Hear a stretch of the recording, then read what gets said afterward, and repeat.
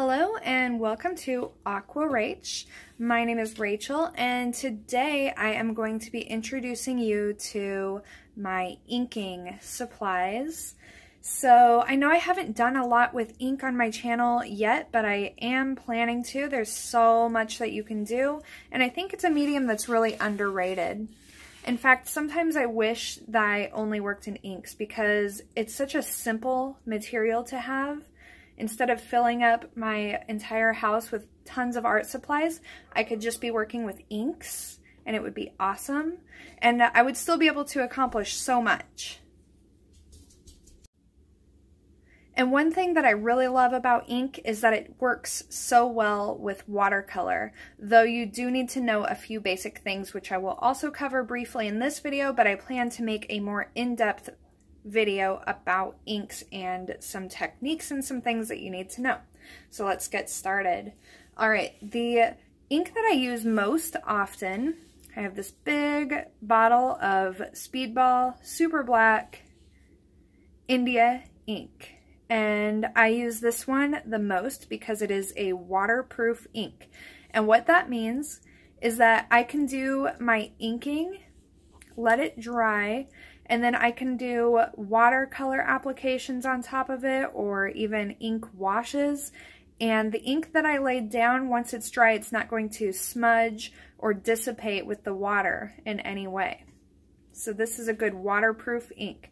And this is something that we'll get more into in my next video, the difference between waterproof inks and then water-soluble inks. And the water-soluble ink that I like to use is Sumi Ink. So you can see this is black Sumi ink. And by the way, you can get inks in every color of the rainbow. I prefer to stick to just black inks for my purposes, but do know that you can get just as many colors and inks as with any other type of medium. Sumi ink is water soluble, and what that means is that if I apply this to my paper and I let it dry, but then I go over it with watercolor or more ink, what I laid down initially is going to smudge, it's going to dissipate, it's not going to stay in place because it is water soluble. So water is going to dissolve the pigment even after it's dry. So just be aware of that. But Sumi ink is really great because it's very rich and it's fun to work with. Often if I'm going to do a painting that is just ink with no watercolor application, I'll try to use my Sumi ink. And you know, you can actually use water-soluble inks in ways that are productive. There might be times that you actually want to lay down ink and then apply water on top and have it smudge or dissipate a little bit. So it's not something that you have to avoid at all costs. It's just something that you need to be aware of and make informed decisions. And whether you're using Sumi ink or India ink, you can mix these with water. So you can add water actually to the ink, and that will actually dilute it a little bit so that you can get more variety in the values that you use. So there may be times that you don't need just pure black ink. You might want it to be, you know, some shade of gray. And so depending on how much water you add into it, you can lighten the value of the ink, which is something that we'll also cover in another video. I won't be doing any techniques in this video because I want to keep this strictly to materials. So those bottles are obviously very large and cumbersome. So what I usually do is I buy these airtight jars. I can't remember exactly what they're called, but specifically they are leak-proof, airtight jars, and I have them labeled. So you can see this one is my India ink, this one is my Sumi ink, because I want to make sure that I know what I'm reaching for. And these are really easy to either use with my dip pen or with a paintbrush.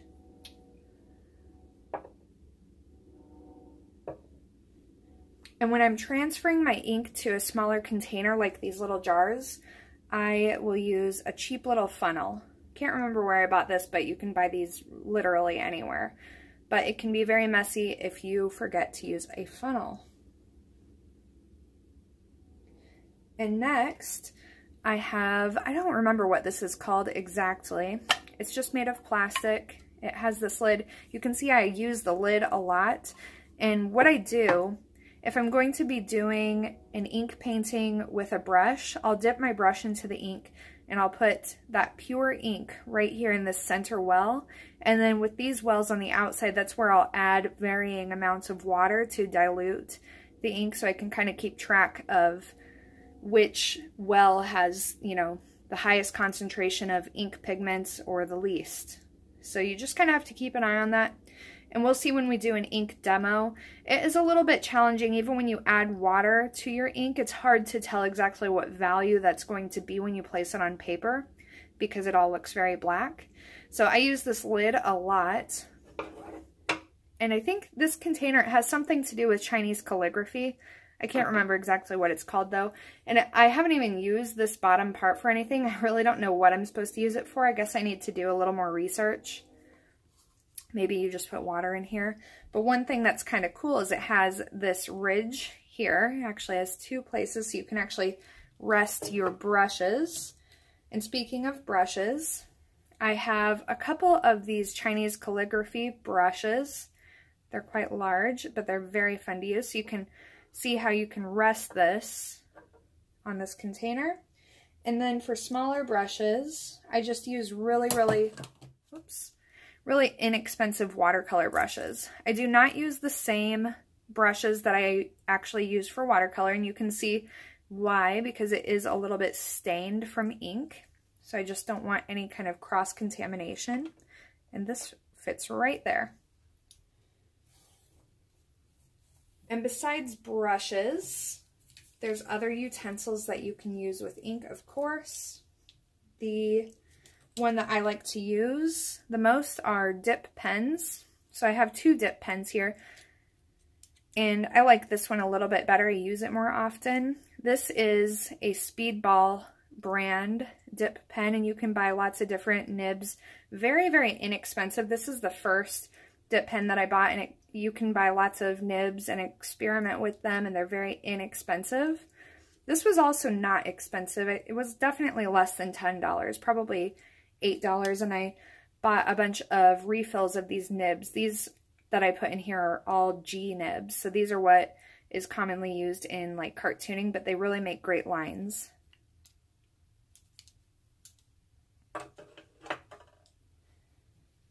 Alright, and then the other utensil that I want to show you, and you probably remember this little utensil from my watercolor video. This is a water pen, and what I've done here is I've actually filled it with a little bit of Sumi ink.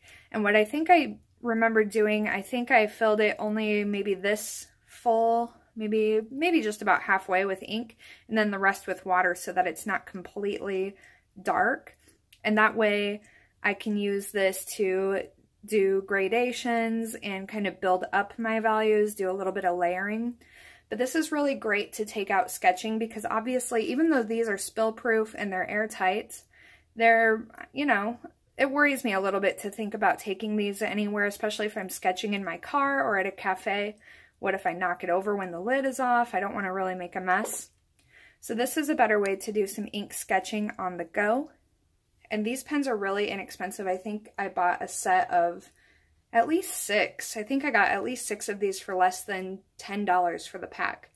So I've dedicated one of them just to ink. And then here are some of my refills for the G nib. You can see right there, it says G. And then these are some of the other nibs that I have for the Speedball dip pen. So these are fun. You can just experiment with these. They have I definitely have a lot, but I don't have as many as I could.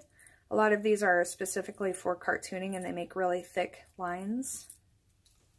So, and they're so cheap. It's really easy to get a few that you can then experiment with. And really what I found with all inking materials is that they're pretty inexpensive overall, which, you know, is another reason why sometimes I wish I were just an ink artist. All right. Another popular pen are these Micron pens. made by Sakura, I believe.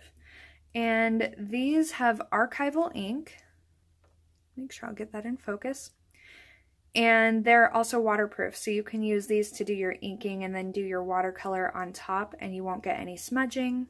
So these are really great. Use these a lot.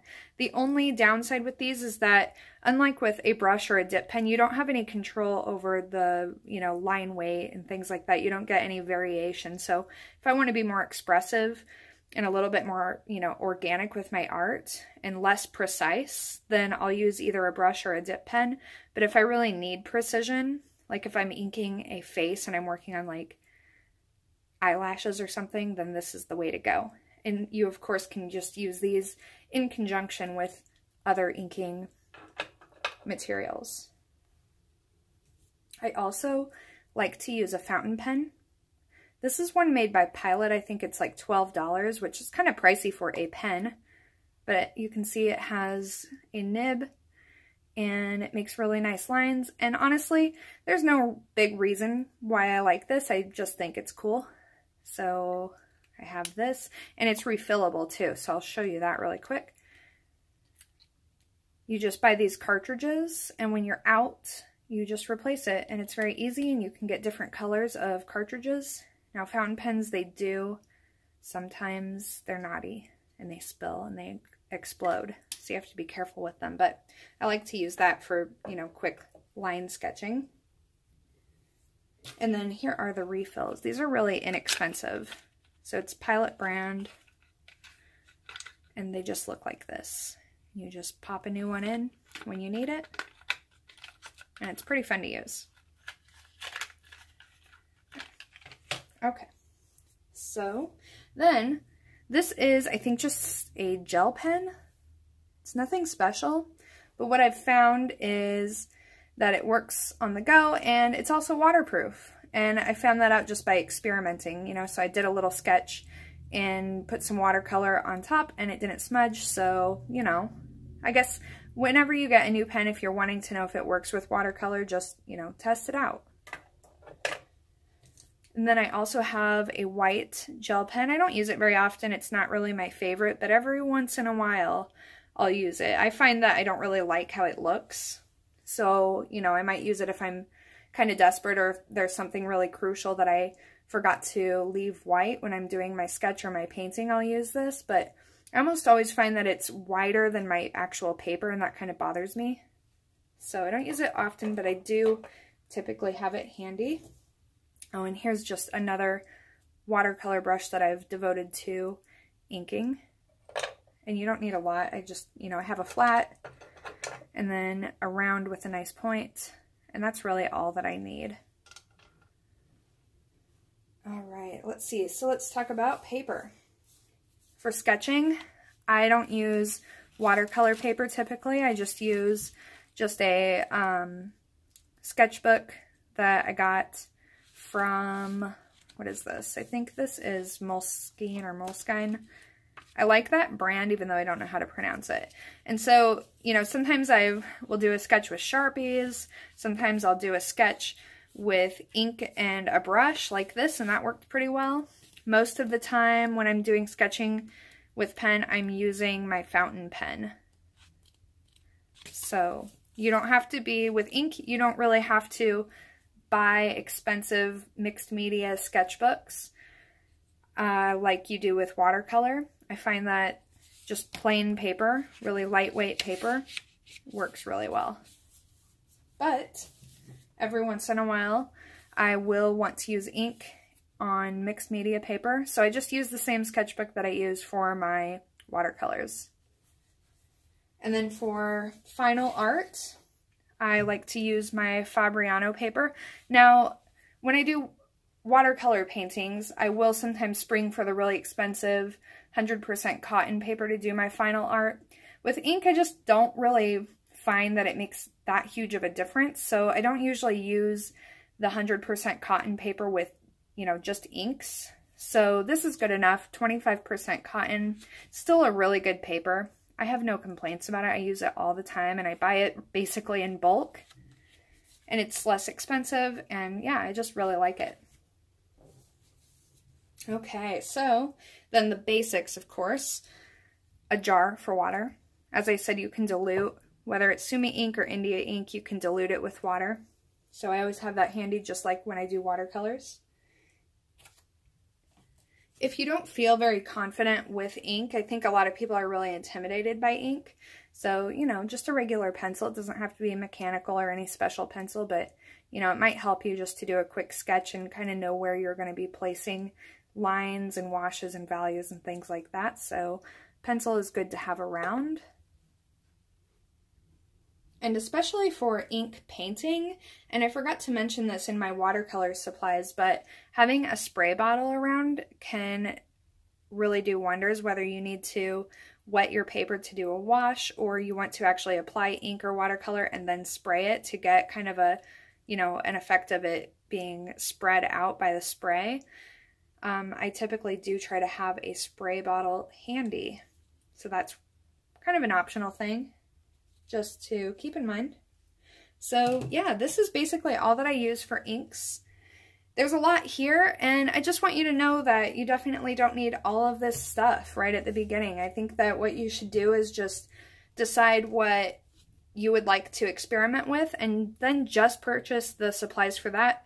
This is all stuff I've accumulated over years. I definitely didn't go out and buy all of this at once. It's just been as I wanted to experiment with different techniques and different kinds of inking, I would buy, you know, one extra thing. So as I said before, ink is probably the least expensive way to really get into art, and you really can do so much with it. It's awesome. So consider it, and I will be doing a lot more videos with ink, and I'm going to be doing a video explaining the difference between waterproof and water-soluble inks next, so stay tuned for that. And thank you so much for tuning in to my channel. I do hope that you will like the video, subscribe to my channel, and leave me comments with any questions or suggestions that you might have. I'm very open to that. I'm just starting this YouTube channel, so I would love to know what you guys are interested in. All right, thank you so much and have a great day. Bye.